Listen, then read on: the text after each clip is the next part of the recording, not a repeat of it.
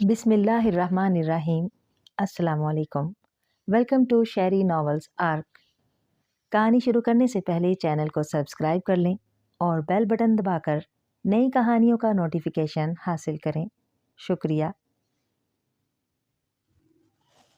हाँ भाई सुलेमान, अब बताओ तो ज़रा, तुमने ऐसा क्या किया कि जोसेफ की चीखें ही नहीं रुक रही थी?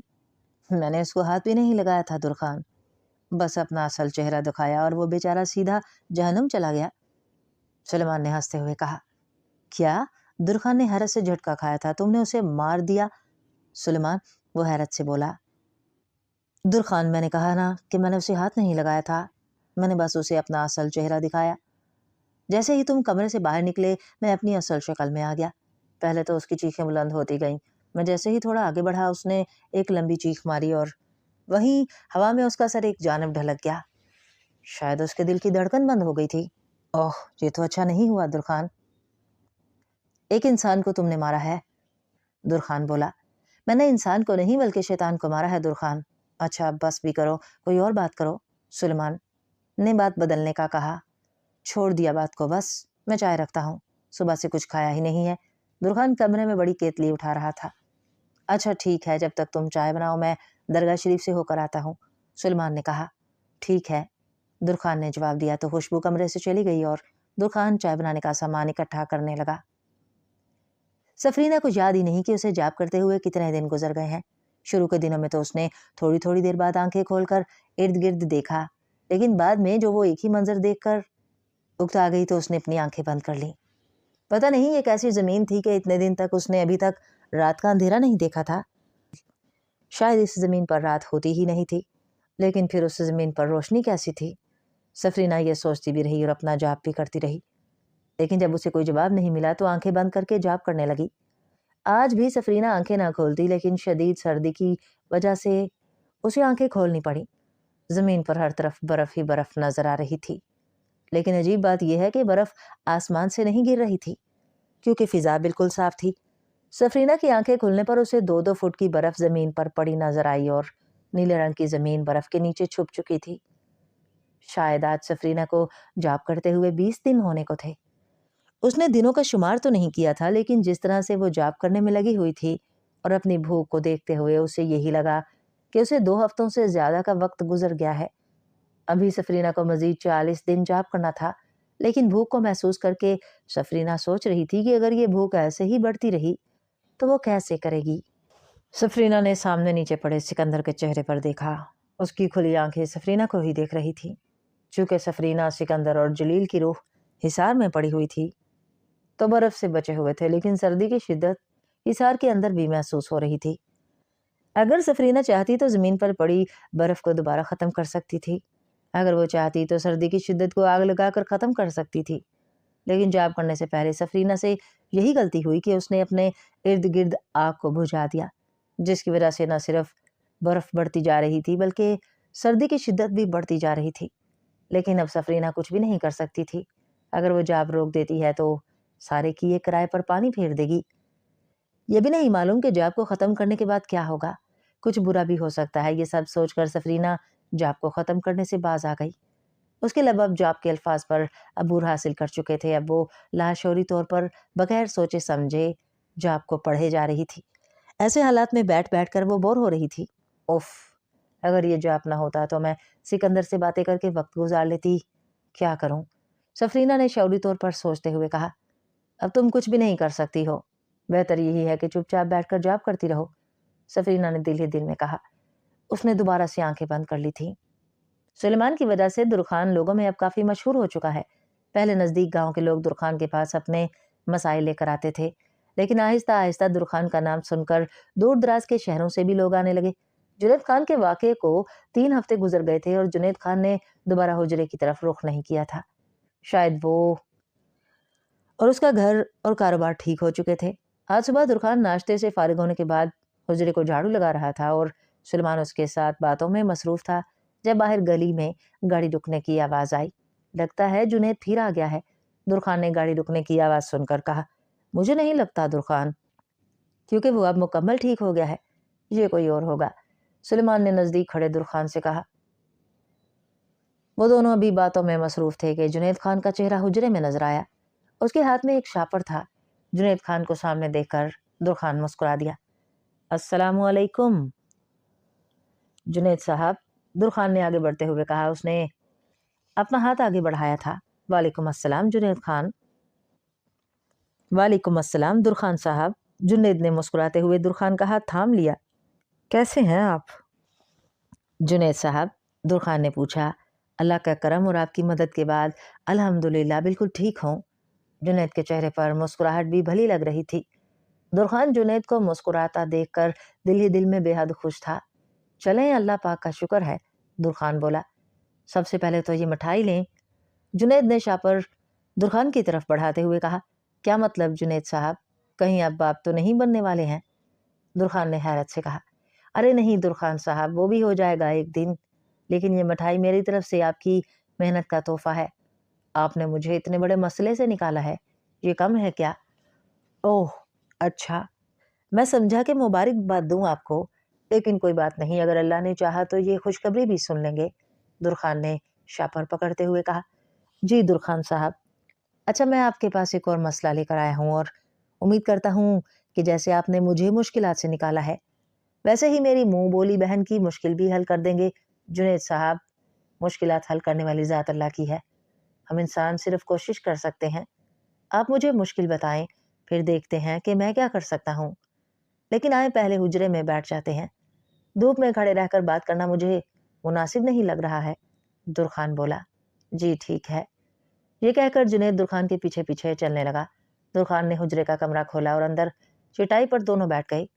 जी जुनैद साहब, अब बताएं कि क्या बात है, दुरखान ने बैठने के बाद कहा। बात कुछ यूं है दुरखान साहब कि मेरी एक मुंह बोली बहन दूसरे शहर में रहती है। साल में एक दो दफा एक दूसरे के घर आना भी होता है। कुछ दिन पहले जब आपने तावीज़ निकाले थे तो रात में मेरी बहन से बात हुई। पहले तो वो डर गई, लेकिन जब मैंने आपकी करामात उन्हें बताई तो बेहद खुश हुई। उनकी एक बेटी है जिसकी तबीयत 2 सालों से बहुत खराब रहती है। हर वक्त खामोश खामोश सी रहने लगी है। कहती है कि कोई मेरे साथ है जो उसे तंग करता है। शादी की उम्र होने के बावजूद भी कहीं रिश्ता तय नहीं हो पाता। जो भी कोई देखने आता है तो बगैर किसी वजह के इनकार हो जाता है।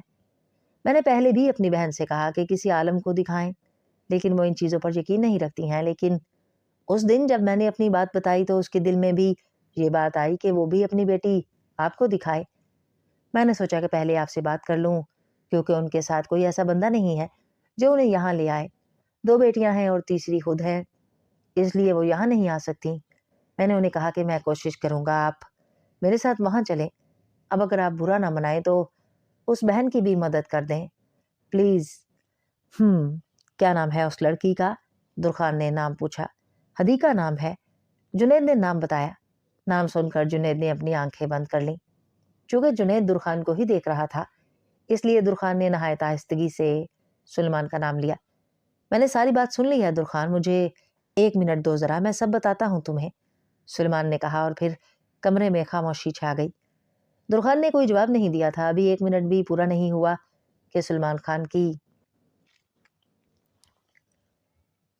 की आवाज़ दुरखान के कानों में गूंजी।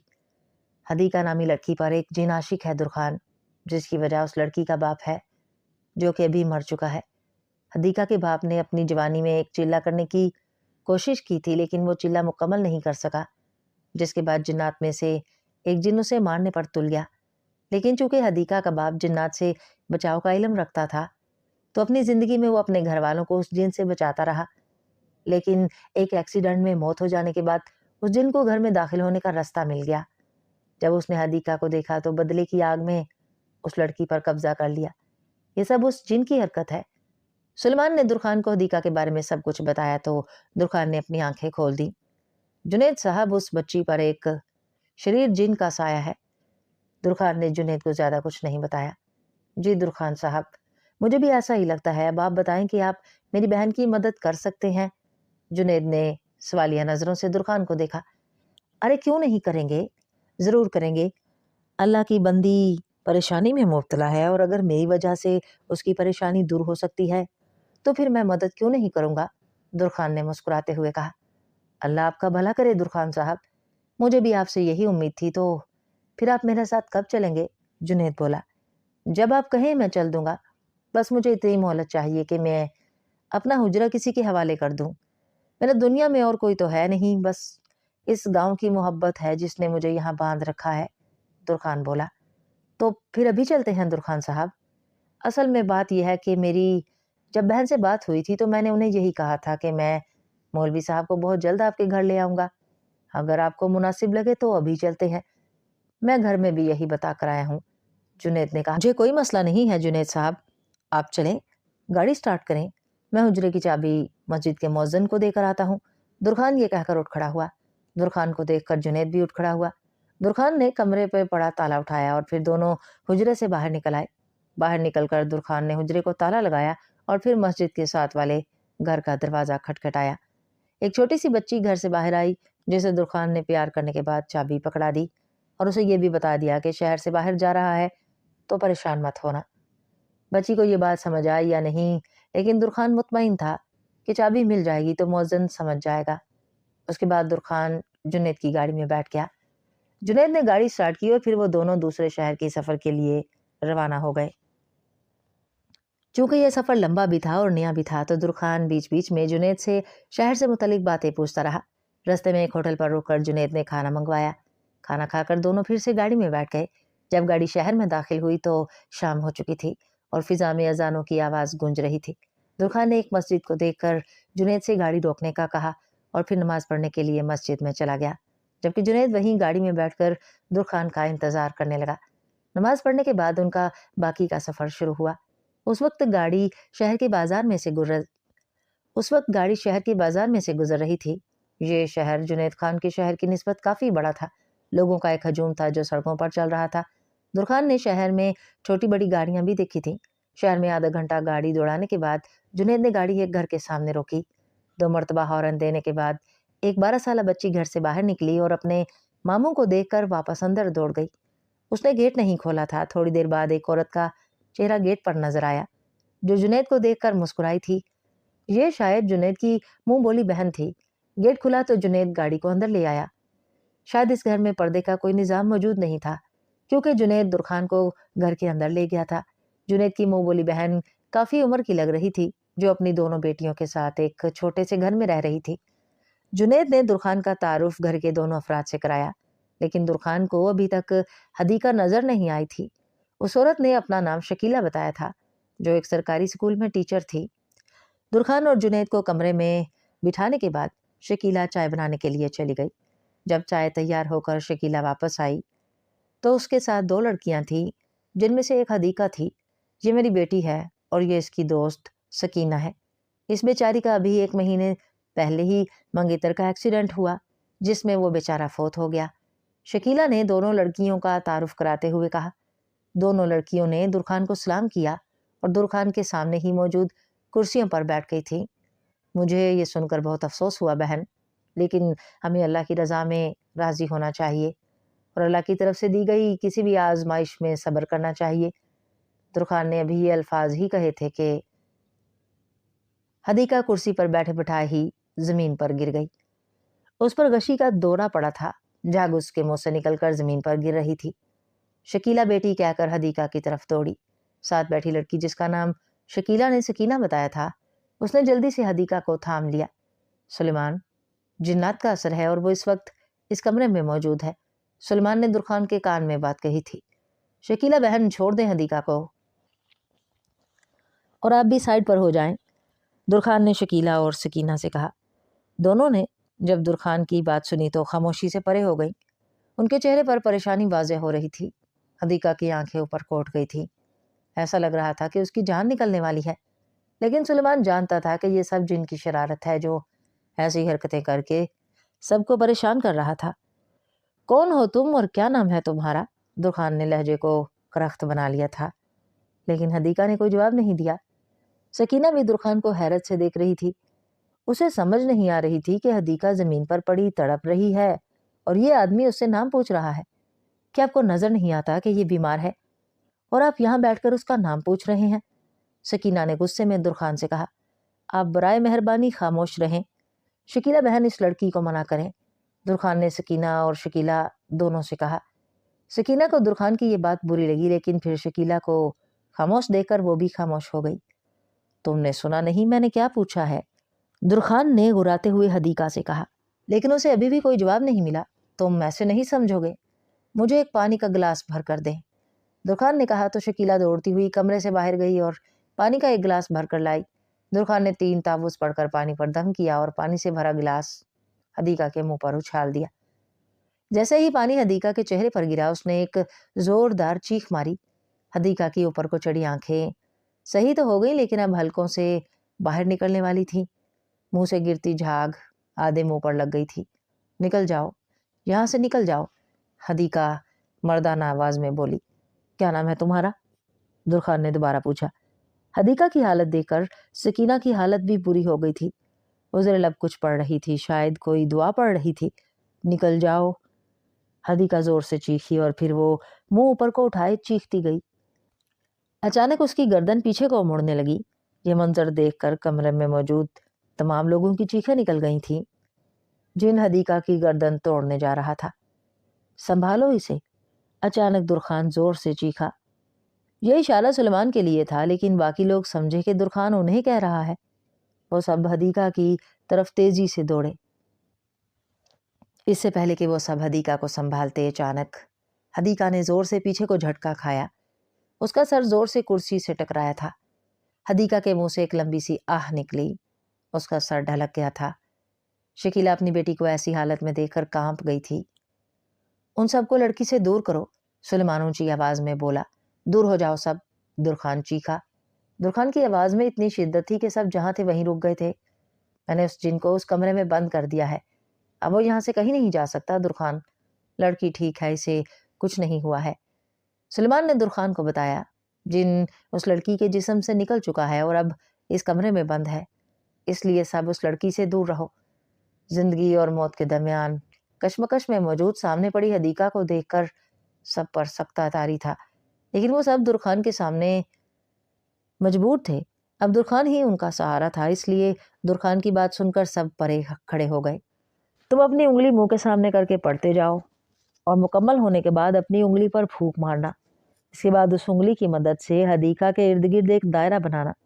ये एक सुलेमानी हिसार है जिसकी मदद से वो जिन से महफूज रहेगी। ये कहकर सुलेमान ने ऊंची आवाज में पढ़ना शुरू किया। दुरखान भी सुलेमान की आवाज को दोहरा रहा था। उसने अपनी उंगली मुंह के करीब कर दी थी। जैसे ही सुलेमान ने पढ़ना बंद किया, दुरखान ने जल्दी से अपनी उंगली पर फूंक मार दी और फिर आगे बढ़कर हदीका के गिर्द एक दायरा खींचा। हदीका अब जिन से महफूज है, आप सब परेशान ना हो, लेकिन जिन अभी भी इस कमरे में बंद है। अगर कोई बाहर जाना चाहे तो जा सकता है। दुरखान ने जल्दी जल्दी कहा, लेकिन उसकी बात के बाद कोई भी कमरे से बाहर नहीं गया। उन्हें डर लग रहा था, इसलिए वो कमरे में रहकर दुरखान के सामने रहना चाहते थे। अचानक कमरे में भयानक कहकहों की आवाज गूंज उठी, जिसे सुनकर कमरे में मौजूद हर इंसान की चीख निकल गई। लेकिन उनमें दुरखान और सुलेमान ऐसे थे जो खामोश खड़े देख रहे थे। मैं फिर कह रहा हूं, आप लोग बाहर चले जाएं, दुरखान दोबारा चीखा। उसकी आवाज जिनके कहकहों में गुम हो गई थी, जिसकी वजह से कोई भी कमरे से बाहर नहीं निकला। उस वक्त सब कमरे में खड़े इर्द गिर्द देख रहे थे। वो उन कहकहे लगाने वालों को देखना चाहते थे या फिर उससे बचना चाहते थे। तुम्हें मेरी बात समझ नहीं आई ना? फिजा में एक पतली सी आवाज गूंजी जो कि उस जिन की थी। मैंने जब तुम्हें कहा कि निकल जाओ तो क्यों नहीं गए? अब उन सब की मौत के जिम्मेदार तुम होगे। जिन दुरखान से मुखातिब था। और अब मैं तुम्हें कह रहा हूं कि तुम्हारे पास आखिरी मौका है। अगर इस लड़की और घर को छोड़कर चले जाओगे तो मैं तुम्हें कुछ नहीं कहूंगा, लेकिन अगर तुम नहीं गए तो अपनी मौत के तुम खुद जिम्मेदार होगे। दुरखान ने कहा। शायद क्योंकि उसको जिन नजर नहीं आ रहा था, तो आवाज को अंदाजा लगाकर उस समत में बात कर रहा था। ठीक है, फिर देखते हैं किसकी मौत आती है। जिन की आवाज आई। कमरे में खामोशी छा गई थी। दुरखान समेत सब लोग परेशान खड़े देख रहे थे कि अब क्या होने वाला है। घड़ी की टिक टिक की आवाज सब लोगों को वाज़िया सुनाई दे रही थी कि अचानक कमरे में दरवाजे की जानिब छत के कोने पर एक बला नजर आई।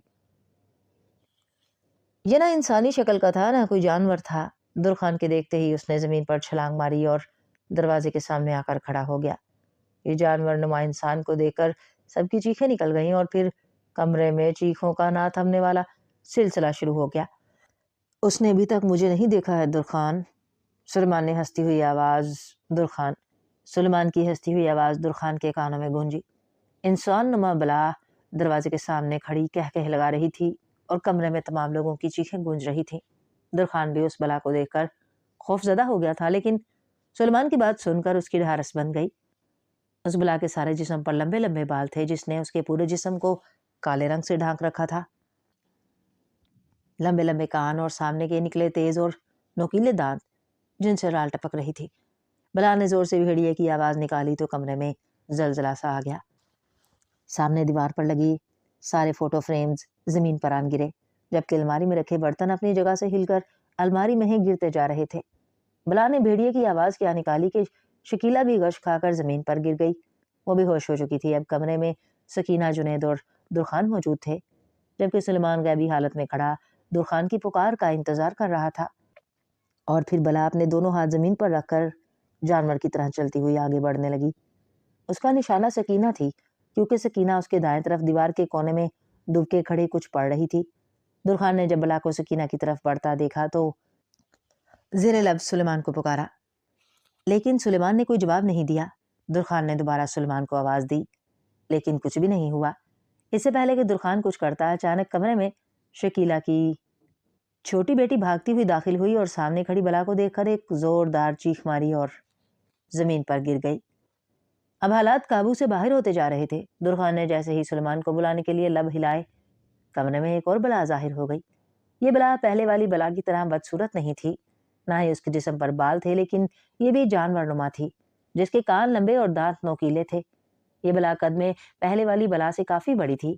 جس کمرے میں یہ سب ہو رہا تھا اس کی دیواریں شاید 16 فٹ کی تھیں، لیکن دوسری بلا کا سر چھت کو چھو رہا تھا۔ جنید نے جب اپنے سامنے دو بلاؤں کو دیکھا تو ہوش گنوا بیٹھا اور چکراتا ہوا زمین پر آن گرا۔